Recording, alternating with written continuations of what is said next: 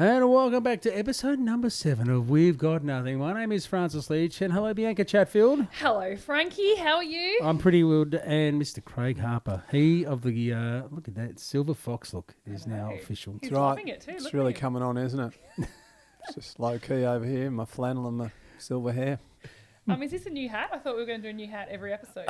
It's an old new one. It hasn't been introduced yet. This is my old favourite. Okay. I do have, I think at last count, about 25 to 30 hats. Wow.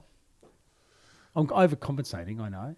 What's your favourite style? Is it your beret? Is it your cap? Is it your beanie? Is it your fucking sombrero? At this time of the year, it tends to migrate towards beanie. I'm getting into beanie. But Melbourne and Australia, we're enduring. No, you're not enjoying. Strange weather. Strange like May weather. What's Yeah. going on? Yeah. We talked about this before. We're all going to hell in a handbasket because global warming is real. But it's been odd. I'm loving it. Yeah, it's, Global warming, bring it Oh, on. not global warming, but it's warm and it's nice. Hey. it's unseasonally warm. Yeah. It's all right. That's okay. There are way worse things that could be happening. Well, in terms of the temperature now, global warming not so good. We just dealt with that. But a warm worse. day in May, yeah, fuck it. Let's just go with that. That's all good. Now, the premise of the podcast we decided is that each week, because we've got nothing, everybody has to bring something. Can I start? Yes. Can I start? I want You're to start running with the show. old people at retail.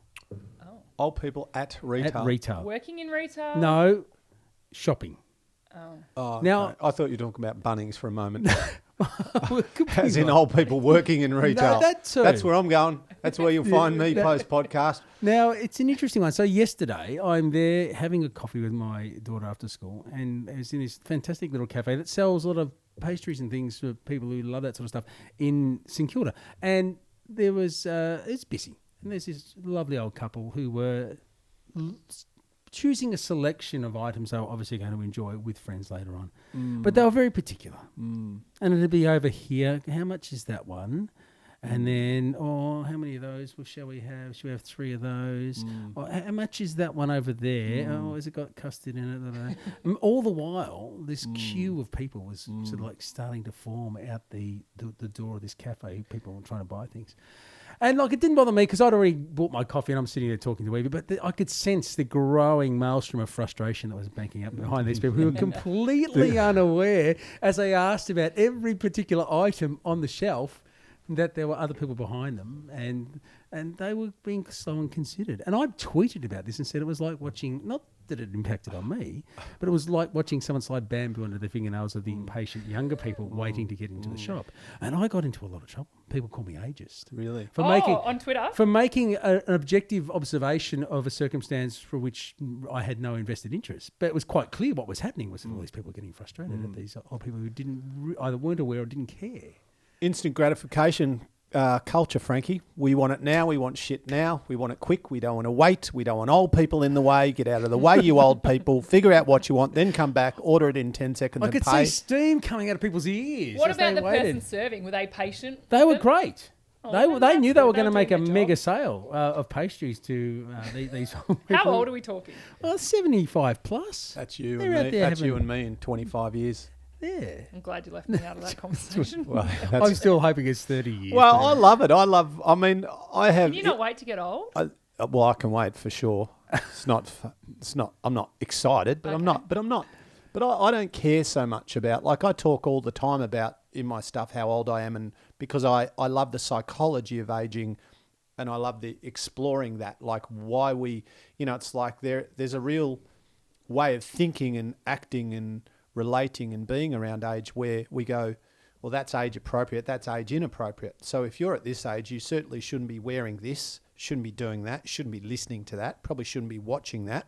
There's like all Who these determines things. that, though? Exactly. Well, it's kind of groupthink, isn't it? And it's, there are no hard and fast rules. But I often talk about my mum who's 76 and lifts weights 4 days a week and doesn't think that's inappropriate because she doesn't have conversations with people who tell her that's the only person she really talks to about it is her trainer and me. And I go, well, of course you should be lifting weights because as you get older, you need to be strong and functional. You need bone density. You need this, that. She's like, all right, I'll lift weights. Whereas for some people at 60, the thought of going to a gym is ridiculous. So there's a huge amount of psych around around that stuff, which is, quite often I think it's self-sabotaging and self-limiting. So are we ageist by making that observation? Was I being rude? Not at No, all. I don't think it's so. an observation. At all. It was kind of hilarious As long as watching you were it. kind of being patient. And I didn't, it didn't affect you. No. Do you get frustrated by old people driving? I don't really notice that they're any worse than young people driving. If anything, I think young people are scarier on the roads with, unless you're Max Verstappen, who's 18 and just won a Grand Prix. How good's that? I think older he have people are more P-plates on his predictable. on Yeah, his- fucking annoying. Is he? What's his name's teammate? Daniel Ricciardo. Yeah, his team. Yeah. What? I didn't see any of it. Why did he? What? Well, that's interesting because Ricciardo got the shits a little bit because Did he? Ricciardo was pulled in for 3 pit stops and young Max was only given 2. So it's almost like Red Bull wanted him to win. It was great PR for them to get Max across the line, and Daniel was told, hey, there's a new kid in town. Is he the youngest ever winner He is. of a Formula One? On debut. Wow. I don't get it. Why does sometimes you go in twice and sometimes you go in 3 times for a pit stop? Does it depend on your car and what's happening? Yeah, probably that. Maybe tyres, depending Petrol, on your tyre tyres. choices. Yeah, whether you've forgotten If your you're a driver though, you're like, nah, I'm not going in. Yeah, but the thing is, Whether you've sometimes forgotten your like, E-tag. if you're in Or certain your P plates. dickheads, Sorry, Craig. Back to serious time. if you're in certain conditions and you've got on the wrong tyres, you're going to be 2 or 3 or 4 seconds slower per lap. And so they just nut it out and they go, well, by the time he pulls in, we change the wheels and all the tyres, he gets out, it's going to be 13 seconds in total or something, although the actual pit stop is usually only 3 or 4. But they try to figure out, and then they try to predict what's going to happen because the track might dry out, they'll be fine, or it might rain and they'll go from there to there in the positions. So if you're 18 and you've won your first Grand Prix, is your life all downhill from there? No. Is that the greatest moment of your life? No. Are you like a child star? You like Could the you sort of- imagine dealing with the pressure of that and all of the things that would come your way? Yeah, but isn't that like the exciting? Like he's got the first step to win one, and then now he can win as many as he likes. I hope so. But Like you get that monkey off your back that you're just under pressure to win one. Did you see how young Max Verstappen is? What is that? He looks like a baby. He looks Yeah, I like haven't a- seen And him. they're so little and skinny. But I Like have to look at tiny. you. Imagine you dating one of them. You or Max? it's like a jockey. He'd No be like, chance. hey, Max, get me a beer. And have you done your fucking geography homework? I'm not a bloke, okay? So we're not ageist to So I don't think you're ageist. I think people... You're making an observation. But that's right. People read something on social media, and there's 2 things. One is, they tell themselves a story about whatever you put up. There's their version of it. Like 10 people might read what you wrote and go, yeah, that makes sense. And 10 people go, you're an idiot. Well, that's The about... interesting thing about it was, as I said, the common response was, yeah, well, that's going to be you one day. And I said, hang on a sec. I never said it wasn't. Yeah. This is just an objective observation about a circumstance. It didn't exonerate me Yeah. from being said person, really taking my time, buying a whole bunch of pastries. But that's what it was. Who are your Twitter followers though? Are they all like Apparently a lot men of- in their 40s and 50s? Probably a lot of sensitive old people Probably. who took it personally. Older crowd that listens to SEN. But isn't it? Yeah, the young people queuing up had no time for it. Whereas I would have been Yeah. much more. These people are going to have. Well, you find that in sport. Like young kids don't have any time for sitting on the bench and waiting for their opportunity. Like if they're not going to get what they want now, they move and leave and go to another club. Like it's just how it works. It's just now how. we're sounding like old people. I'm Gen Y. I'm sort of on the border of Gen Y. But I had a I'm not lady like that. over at the cafe across the road that we won't mention the name of, and I was sitting outside this summer just gone, and it was probably the hottest day of summer. And I think I've told you this story about the old lady. Anyway, she was about 400 and That's going well. walking up and down outside the cafe, just looking a bit lost. Like she would really have been 90 Yeah. and walked up and like looked flustered and walked up past us and stopped and then turned and came back down again past us and then was just looking around a bit and I went up and I said, "Are you okay?" She said, "Oh, it's very hot." And I went, "Are you thirsty?" And she said, "Oh." So I went and got her a drink and I said, "Why don't you come over here and sit down for a sec?" Went and got her a drink. So she had a water, bless, and she was very frail, but I didn't know where she came from. Like, was she with her daughter or... Anyway, she got up and she said thanks, and then she went and she was standing on this road out here, just waiting to cross. I'm like, oh God, somebody's going to, because it's going to take her 6 minutes to get across the Yeah, road. yeah. Even if it's She clear. was in the shop buying pastry yesterday. Anyway, sorry. so I went over and I said, would you like me to walk you across the road? And she goes, oh, thanks. Well, that'd be nice. So I held her arm, right? I said, what's your name? She goes, Anne. I'm like, I'm Craig Ann. I'm standing there. And she goes, she turns around and she goes, don't ever get old. Kill yourself first. What's she come back to? And that? I went, I can't remember. Have a nice day. I just want to give her a hug. I'm like, oh. And where'd she end up going? I don't know. She walked up the side street here. I walked across the road and then she continued up. So she must live around here somewhere. I hope Anne's bless her. okay. See, I feel that. I feel really sorry for old people. And because I think about my grandma and what she must be like. Like, she still drives, but How old's your grandma? she's 87. Wow, good on her. And she still drives, but only to her places that she knows. She won't, like, drive to my house or She's my not parents' heading or out to anything. Tullamarine to pick up visitors. No, never. She's got to kind of... She's an map Uber out a driver. pathway. Can you imagine? With a big rubber thing around the car. Like at Luna Park. Dodging cars. Hey, you were just ageist. I was. Jeepers. But anyway, I feel sorry for old people because it must be so hard. You lose your independence. You do a full circle from being a baby to growing up to then almost going back to being a baby again. Craig's into science and future projections. Our friend Dr. Karl Kruszelnicki was always, and I'm sure is still convinced, that at certain points medical science and technology will allow people. He was absolutely convinced last time I spoke to Karl about this that, you know, in the next generation, people will be able to live to 150 years of age and beyond when gene technology allows us to fix up and regrow our own organs and that sort of stuff. Can you believe in that the way Karl does? If Karl tells me, I believe it. 100%, I believe it. It's like when physiology and technology merge, weird shit's going to happen, and it's very close. It's like I listen to a lot of podcasts about that stuff. It's not... The thing is, it doesn't make sense to us, and it scares us a bit. I'm not saying it's a great thing that people are going to live to 150 years, but can I see it happening? Yeah.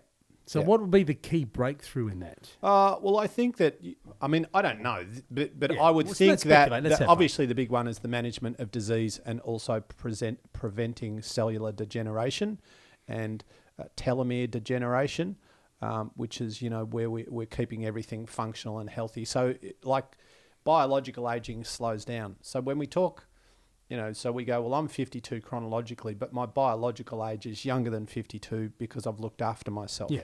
And I would say even though Bianca's 33 or whatever, that her biological age... She's Max Verstappen age. That's right. That's She's right. 18. She might be an 18-year-old. You know, but there's... Yeah, but it's interesting. But that's not going to occur naturally, though.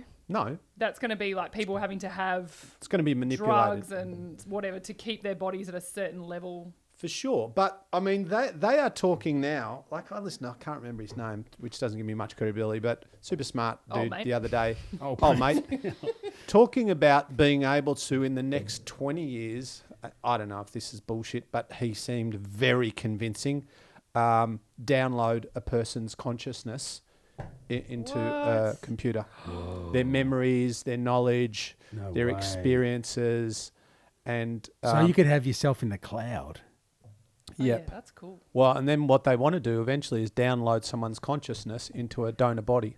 Whoa. No, that's bad. Yeah, that's scary, isn't it? So if you could have someone else's consciousness downloaded into your body, you'd be okay. Who would you take? I don't even know. Well, I don't know what people's consciousness is like. Well, I reckon the first one lining up for that is Stephen Hawking going, could I have a freshie? Yeah. Could I have a new one? Freshie. This one's not awesome, but my mind's fucking great. Could you give me something comparable?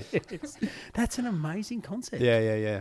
So I might do a little bit of research so I can bring You do your research. a little bit of a, as Brian Callen says, a guy that I listen to, a little bit of a drop in knowledge. So I'll do a little bit of research. Officially blown at that. Yeah. Now, have either of you, this is what I was going to bring to the table today. Okay. Have either of you been to a kinesiologist before? No, I don't. I have to confess, I don't know what that is. Do you know? I've I heard it, know what it is, but I haven't been to one.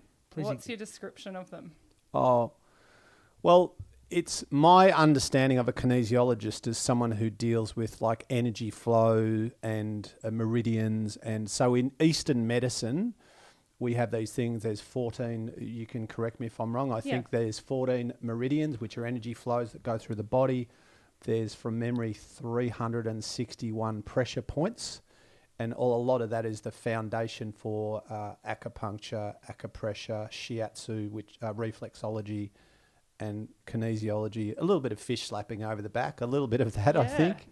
I went for the first time last week. I had a friend of mine who kept saying to me, "Go and see this kinesiologist," and I was like, "Yeah, sure." Never really knew much about it, and went, and they were more like talking to you about like your lifestyle and what your life's like. And so I'm kind of just giving, just really short answers, whatever.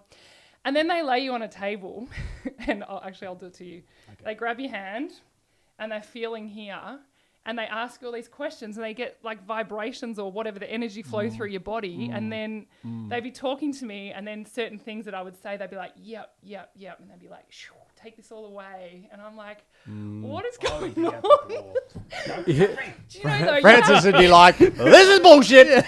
Totally. I mean, bullshit alert going off. Well, like crazy. How did it work for you?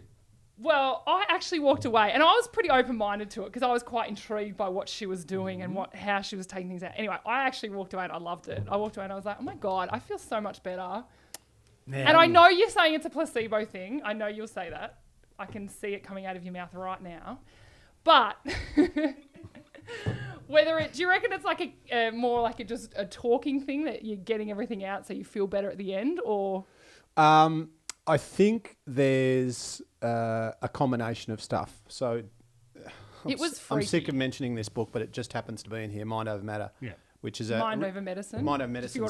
Sorry. Obviously, so into it, you don't remember the title. Mind Over Medicine. But that she talks, Alyssa Rankin, her name is. But I think that here's the thing. Like, I'm not as like, oh, that's bullshit as people think. I don't care if it works and you believe it, and it's like literally physiologically doing nothing, but you believe it's doing something, then you're doing something. Yeah. But what we think is healing us is not often healing us, but we're healing ourselves. Yeah. So there's we have a relationship with drugs, and I forget the scale, but it's something like a white pill is not quite as powerful as a blue pill, which is not quite as powerful as a red pill. Like and then a tablet is not as effective as a capsule. Like, irrespective of what's in it. So this is the way that our mind relates to the... And then an injection, if you get an injection, you get a much bigger, much greater chance of getting better or healed or, less symptoms or whatever it is, even when all of it is inert. Yeah. And even though, and I'm not into horoscopes, I would never go and see a psychic. Like, I just am not into that. But there was part of it that it was like that. I knew you were going to say that. Yeah, see? And, I didn't even really tell her about... Were there crystals involved? No, there wasn't. But I never told her about netball. But she went, when I was laying on the table, she's like, there's so much bad energy coming from this knee. And, that is my knee that's fucked and has been for years. Because you could tell by the giant scars down the side from the forearm. Yeah, and the fact that you're 8 feet tall. Oh, hang on. You're not a jockey. Fucking big guess. Away by that. I was like, hang on, how can you even tell that? That was amazing. Yeah. So then I was buying into it. The more she did little things like that, I was like, okay, cool, I'm getting this now. Are you going to go back for another shot of kinesiology? I don't feel the need to, but I reckon if I ever got into a state of mind where I felt like I needed it, I would go, if it makes you feel better. Oh, look, I envy but people I'd like you to go because I'd like someone who's really closed off to just go. See, that's the problem, I reckon, is that if you go and you're really closed off, and I'm not saying it, because there's a fine line, but I reckon if Francis went, and not went, right, I'm just totally open, but went, look, as impartial as he could be, it'd be an interesting experience. Because some people are chiros and kinesiologists. They combine that together. See, I must say, I am a slave to Western medicine. Even chiropractoring, I just go, you know what, all those bones cracking, you know what? I don't think that's meant to happen. Yeah, 4-year-old babies, #what? No. Oh, yeah. That was Remember that? So for those who are listening, there was a guy who's, I think, getting a little bit of trouble. Yeah, I read he's been banned? I think he's been, banned periodically Power of for a social while. media, though, because there's many chiros that go and deal with babies that just none have put videos up on social media. Yeah. It's But he manipulated the spine of a 4-day-old baby was the story. Wow. I mean, that just blows my mind that anyone would think that that's the way to deal with whatever circumstance you find yourself in. And I don't begrudge people the opportunity to go and explore esoteric or alternative medicines. What I do begrudge is conspiracy theorists when it comes to issues around that then bleed into things like their anti-vaccination stance. Oh, yeah. And that's when I start to go, you know what? Your responsibility to your fellow citizens and human beings and the wider public health.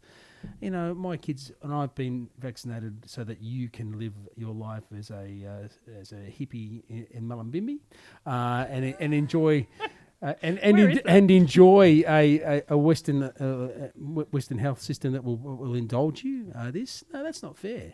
You know, and so there's got to be a boundary around it somewhere where your greater responsibility is to the conventional needs of the wider community. Written and spoken by Francis Lee on behalf of the Skeptics Association of Australia. He so is, isn't he? Yep. He's just a politician in waiting. Hey, I'm a person When too. are you going to run? I wouldn't run. No, I thought about it. No. Hey, before I get to my bit, I yeah. just want to throw out a couple of... just a word association. Yeah, do. Ready? No.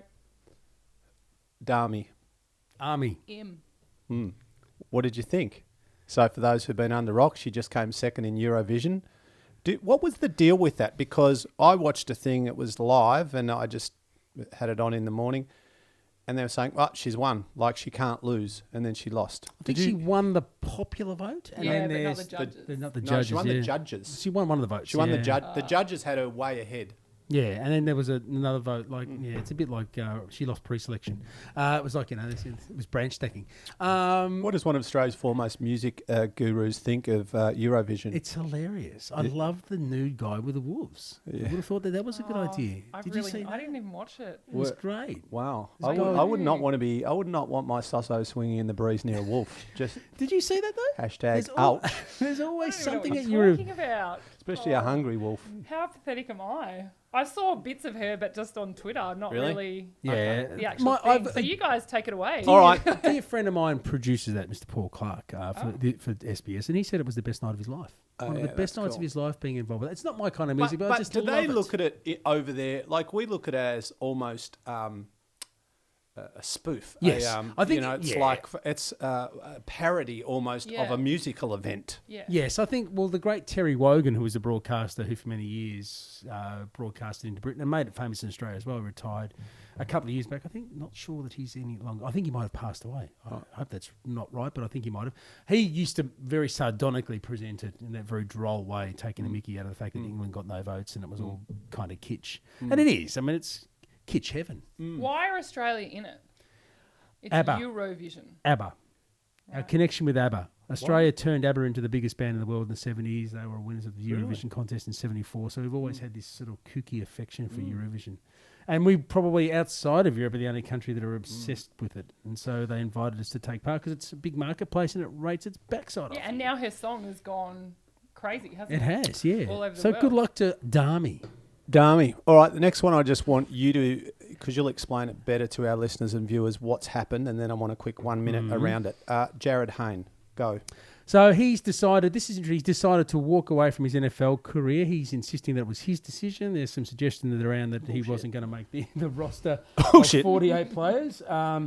And it increasingly looks like he's going to be okay to play for the Fijian Rugby Sevens team at the Olympics, though they are ranked number 1 in Rugby Sevens. So there's a presumption that he's just going to be able to pick up the skills of sevens, which is a very different game to anything he's played before, and walk into that team. Such a gifted athlete, he might well do. But there's an overwhelming sense that Jarryd is all about Jarryd now. It's all about brand Jarryd and about, he's a passport sports person now. Just pick up any sport and play. I want a premiership. I want a gold medal. Yeah, a bit. It's like the mundane style thing where it's all about the profile of the individual. I wouldn't be surprised if there's a line of Jarryd Hayne type hats and shirts coming out. And that's the bit that really irritates me about it, and the fact that some kid would have trained his ass off to be a part of that team playing for Fiji, and now Jarryd Hayne's back and he gets the ass. Like that to me is shit. Yes, I couldn't agree more. So, but I don't And know if fair he chance will. that kid would be better at that sport Yes. at that Completely. time than Jarryd Hayne. Yes. But they see that the brand value that someone like Jarryd Hayne brings to coming and play for Fiji, and it's huge for them. It's There was- worth so much to them. There was always that sense when he left that it was about, being able to capitalize on the marketability of his journey. So he went there with a camera crew. It's all been filmed, the whole thing. There'll be a documentary, and it's all been, the whole experience has been for commercial ends from start to finish. That's what it feels like anyway. I hope I'm not. Yeah, it's Hey, sad, isn't it, when it's like that? It feels that way that we're being taken for a bit of a ride. Look, he did play for the San Francisco 49ers. He made the grade there. He played a handful of games. Some people were trying to sell it as the greatest sports story in Australian history. I never bought that, But, we'll wait and see. But it does feel like there's no passion for a particular type of sport. There's no connection. It's all about, have enormous athletic talent. We'll apply it anywhere it's going to get me headlines. So after the Olympics, can he then come back and play NRL or Yeah, whatever he wants to play? he'll pop straight back in the national. AFL, we could just pick something else. He'll be Netball, Basketball, netty, maybe netty, netball, yeah. netty, Cricket first male into the Trans-Tasman. competition. He'll be straight back into the NRL. Yeah. Yeah, where he belongs. Oh, He'll be a very rich man, though. All right, so here's what I'm bringing to the table. please We're share. going to go round. We're going to start with Francis, which on the spot. Favourite or one of your favourite childhood memories? Oh, that's a good one. Favourite, growing up, anything. I've got one or two, but I've had a day or so. Because uncharacteristically this week, folks, Francis sent us a message and said, even though it's called We Got Nothing, let's each bring something. Guys, Well, we which start is, with Gotta bring nothing. something Well, to the we- table. yeah. We each bring Which is something. not a bad idea because generally you just walk in Well, here. he's the expert in what this are you? field, That's to be exactly. honest. We'll We're listen, just whatever you've tagging. got to say. We're just basking in his glory. I didn't ask for a run sheet. I didn't try to turn this into a That's right. We don't have a producer, which is very good of us. favourite childhood memories. Can I start? You And then might start. give It's you. some Yes, thinking yes. time? Go on. Okay. So one of my favourite because I think it's well documented that my dad's emotionally challenged, but a loving man. And by that I mean, you're never going to get a hug from Ron. He's on, not Ron. going to come up and go, "Come on, mate, bring it in." Bring it in. Let's hug it out. That's not going to happen. But I hug Ron, and I have to chase him around the couch. Did catch him. No, but he's good. But there's that book I'm digressing with, the 5 love languages. You ever heard of that? No, never. It just talks about the different kinds of the way that people show love. Some people like physical touch. Some people like acts of service. Some people like quality time. So my dad shows his love by doing stuff for you. Yeah, I'll just rebuild that for you. Yeah. Right, be done by 7. Want a hug? Fuck off. But look over here. Look what I built, a pergola. But I remember when I was a fat little kid, I have this, it's like bittersweet memory that we had father-son kind of sports thing. And I was, I don't know, maybe 10. Easy double the weight of all the other kids. So all the other kids were probably 35 kilos. I was rocking 70 kilos easy at 10, easy. And we had a father-son piggyback race. And my dad was quite a good athlete. He played state level and national level basketball, and a short guard he was. And anyway, we did this fucking, and I had no sense. I'm like, yeah, let's go, Dad. And I look back, I'm like, poor Ron's discs, his knees, his hips. It was at Moe Racecourse. How far did he have to carry? Did you go around a lap? Probably about 60 metres, which must have felt like 60 miles. And there was about 8 or 10, and we came second. Right And I'm on. thinking that That's was some good quaddies. if he had a normal child, he would have won by 30 metres. It would have been a handicap event like the Melbourne Cup. The other guys had to carry sandbags just to weight It them was like up. he was towing a caravan uphill into the wind. But I just look back at that, and he never complained once, and he never went. He was Does very he ever positive. say anything now No, about like, no. oh, you were so heavy? No wonder he or won't anything? hug you. He No, can't. You ruined him. No. I just look back and I think I didn't grasp what was going on, Yeah. and so bless you, Ronnie. I love you for that. That's really cute. Yeah, he Did you just get a little? I At think school ribbon, was it the red ribbon for second? And the green ribbon for third, blue ribbon for first. I Yep. think so. Blue, you're right. green. Yeah. Yeah. Hope you got a So that was one of my favourite child is participating in a race, and where my weight didn't seem to be an issue 'cause I was oblivious, but looking back, I went, oh yeah, that was Herculean. Mine, probably the days I spent travelling to the footy with my mum, because my mum was the massive footy fan in my family. She's the one that sort of made me into a Tragic St fan. So my great memories are those. We never used to win, but those days we would travel from Broadmeadows in the northern suburbs of Melbourne all the way down to Moorabbin to watch the Saints play, get there early, sit down on the fence, and me and my brothers and sisters, and go to the footy together. How long was that trip?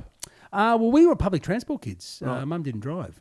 So that Never would drove. No, Mum's not a Wow. driver. She's not a driver. So that would take a couple of hours. It would be into the city on the train. out In the- and back a couple of Yeah. hours. But you didn't know any different. No, so you no, didn't care. nowhere else to be. That's a big- And the great thing was, the great memory, and you'll love this, is if the Saints won, bag of donuts at the end.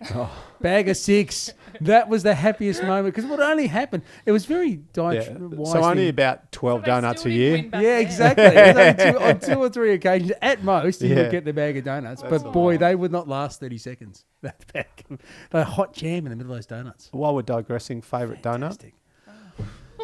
Don't do donuts anymore. Yeah, Can't. all right. Back in the day? Why? 'Cause you're Oh, addicted? just that. Yeah, I go to Vic Market now, and I see people queuing up for them. Melbourne Victoria Market, magnificent old marketplace, and there is that jam donut with the van, and people queue up for miles. Old people at the front taking forever to choose their donuts. Old No, people. not Fucking doing- old people. Yeah, this one's got issues. How hot's the jam? No, Hello, how much is 4? I'll just open my... Look at you, hey? no, I'm only joking. But the people queue up. No, I'm only serious. If I had one of those now, I would be in a coma. But I used to see a bag of 6 of those and go, right, Demolish. I'll have you. Yeah, that's because you were 10. Yeah. You're 100 now. Moorabbin train station, jam bag of donuts. That's hilarious. As happy as I got as a 10-year-old. Bianca?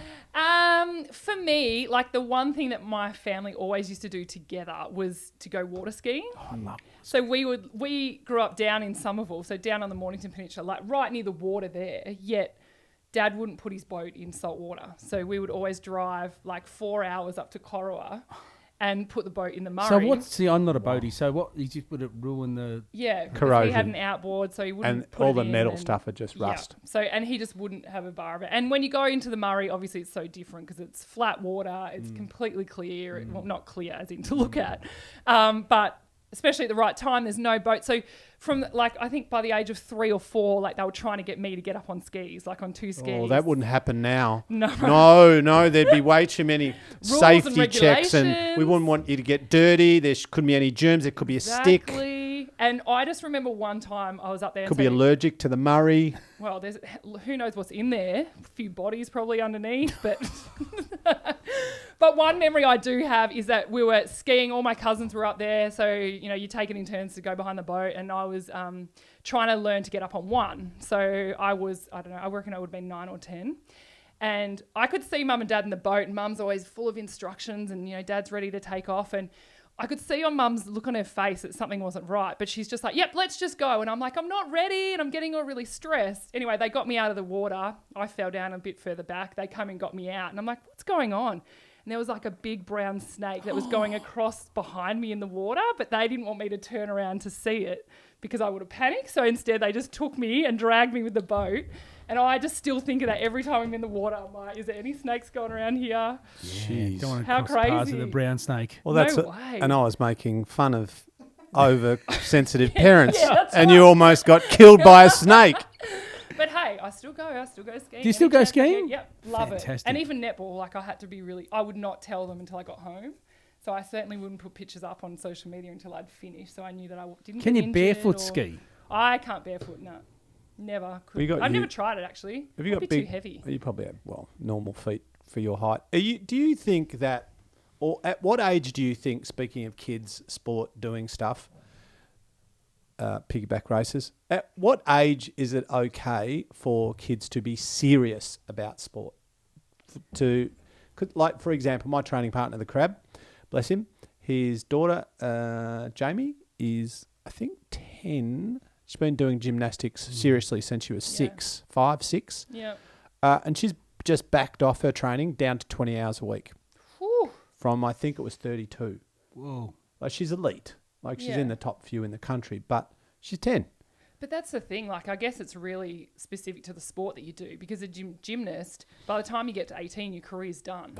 So you kind of have to put everything into it now. Why is that? Well, I don't know. Why Body, is that? body. Yeah, because like they've got, like, powder weight is better. I mean, not always, but generally, like a 40 kilo strong. You know, they haven't put on much fat yet. Yeah. Like, They haven't gone through as puberty, girls turn really. into women, body fat goes up. Yeah. Weight goes up. So it's different things like biomechanically, rotationally, and all of those things Is it healthy change. to be sort of like putting young course not. children into that sort of No. training regime because they're a bit like the Vienna Boys choir that, they get to a certain age, physiological stuff happens. They can no longer do what they once did. It sounds a bit perverse. Yeah, but it also, like, your body doesn't develop either because you're so lean, aren't you? You don't have enough energy. In your And system they are. I don't want to pigeonhole them, but there are some sports. Let's say that. And I've worked with one girl who went to the Olympics who is in a sport. I'll tell you both off air. I'll tell you on air. Synchronized swimming, and she was constantly being hassled, about, and she wasn't big, about losing weight, be smaller, Yeah. be smaller, Yeah. be smaller, be, Yeah, and like really, really like battling her genetics, and it just, it's hard. It's hard. Yeah, I think that distorts what sport should be. And it's just that, but there's also that, well, if you don't do that, you're kind of not going to win. That's right. Well, For a same lot with of them. jockeys.